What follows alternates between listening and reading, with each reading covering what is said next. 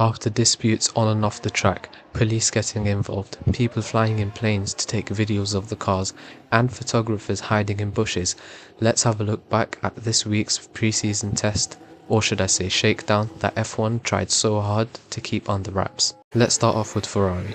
The Maranello-based outfit completed 79 laps with Charles Leclerc in the morning and 63 laps with Hamilton in the afternoon. Hamilton also completed the fastest time of the day as well as the test with a 1 minute 16.348. Now, as I've said before, we don't really look much into the lap times, but I think this was a bit of a dig at Mercedes, considering they were the ones that have dominated the last 4 days in terms of reliability and performance. Of course, these are only testing times at this stage, but Ferrari seemed to really knuckle down with their reliability and finally chased a bit of performance today on day 5. Charles Leclerc was fastest in the morning with a 1 minute 16.6, and overall it was a very solid running for the Ferrari team. Now moving on to McLaren, the team split the running between 2 drivers today. Oscar and Lando both completed some laps after yesterday's fuel systems issue. No reliability concerns today as far as sources say. So Lando Norris completed 83 laps in the afternoon, with Oscar Piastri completing 79 in the morning. A very solid day's running with some decent lap times as well. Norris with a 1 minute 16.5 and Oscar Piastri with a 1 minute 17.4, so not too far off the Ferraris and the Mercedes times from earlier this week. Now moving on to Red Bull, an immense effort by the whole Milton Keynes outfit to be able to bring spare parts to the Barcelona track for Max Verstappen to be able to complete his full day of running, and it was a full day indeed. 118 laps on the board with a lap time of a 1 minute 17.586. Obviously after that crash on Tuesday there were some question marks regarding whether Red Bull will be able to get back on track before the Bahrain test, and thankfully they did. So all in all, paid off to be able to run on the first day and no harm done at the end of it. Red Bull with their powertrain seem to be in a really good place. Can't really judge them as of yet. Same with the other teams, to be honest, but there's not really any huge issues. They're probably one of the only teams, along with Mercedes and Ferrari, and I think potentially Alpine, that didn't really cause any red flags or apart from the crash, but talking in terms of reliability, stopping on track. So all in all, very good test for Red Bull, and I think they'll be very pleased with what they've come up with in this test. Next on the list is Aston Martin, who had an absolutely terrible day yesterday. They came out late in the day with only a few hours left and managed to only complete 5 laps, but they seem to really have turned it around today. Fernando Alonso took over for the whole day from Lance Stroll, completing 61 laps.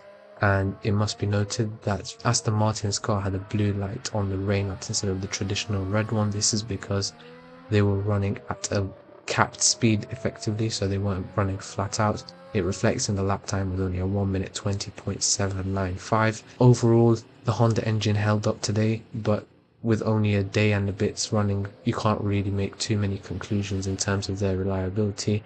And as I mentioned, limiting the speed on the straights, it doesn't paint a full picture of what the team have offered. It must be noted as well though that they did bring a very sophisticated aero package, which is probably why they were late for the test in the first place. So Adrian Newey has really cooked up something here, and we can only wait and see until the Bahrain test and Melbourne in the first race to see what he really has come up with. Friday's running was largely trouble-free, no red flags, so I'm just going to shoot through the rest of these really quickly. We have Alpine, who only ran Pierre Gasly in the car today, but he was the busiest driver of them all, clocking in 164 laps in total for the day, which I think will be the highest number of laps for a driver in this test in a single day. 1 minute 17.7, can't read too much into that. Again, Alpine with that Mercedes engine have had a very solid test, no major issues, especially considering it is a different power unit to what they're used to. So all in all, good test for them. Haas is up next. Esteban Ocon and Ollie Behrman both shared today's running, and Haas once again just putting in the laps. Honestly, 105 laps for Behrman and 85 for Esteban Ocon. Lap time similar, right in the 1 minute 18s, but again, not to look at those too much. And yeah, after losing some run time earlier this week, they recovered really well and completed some solid laps just like they did on day one. Moving on to Audi, Nico Hülkenberg and Gabriel Bortoleto completed 78 and 67 laps respectively.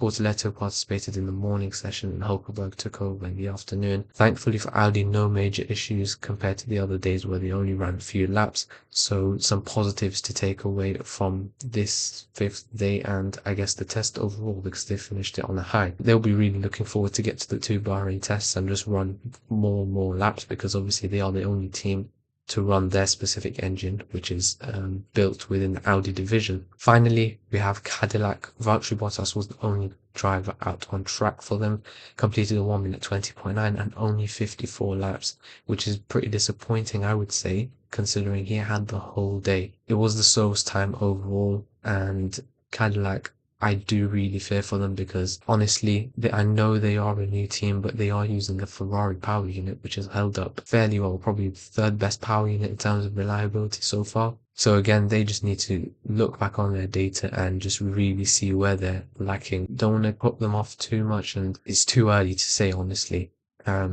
with performance and everything. But I do really expect them, they're probably to be at the back of the grid. It's going to be a difficult time for Cadillac and their 2 drivers.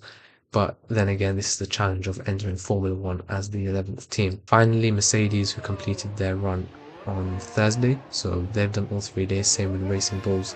As we mentioned before, Mercedes is probably the standout performer of this test. And I think all the teams are going to be looking at what they bring to Bahrain, because overall we do expect a lot of the teams to bring upgrades. These specs that we've seen so far in this test are very basic. Even though McLaren are insisting that they're the ones that are going to bring pretty much the same car to Melbourne, I highly doubt it, because although their car did look a bit sophisticated on the front end and around the barge board area, some changes will be made, and obviously not all of them are going to be visible to the naked eye. So again, we're really looking forward to the Bahrain tests. I will be bringing much more content like this and covering as much as I can from the 2 tests, which are in 2 weeks and 3 weeks respectively. So once again, thank you for tuning in, and I'll be bringing more videos of the livery reveals, which we have Williams on a Monday, and I think we have McLaren and Aston Martin the week after on the 9th. So thank you again for sticking around. If you've made it to the end of the video, please like and subscribe. We're trying to hit 1,000 subscribers by the summer break, so turn on your notifications so you're made aware when I post my next videos, and keep your engines running.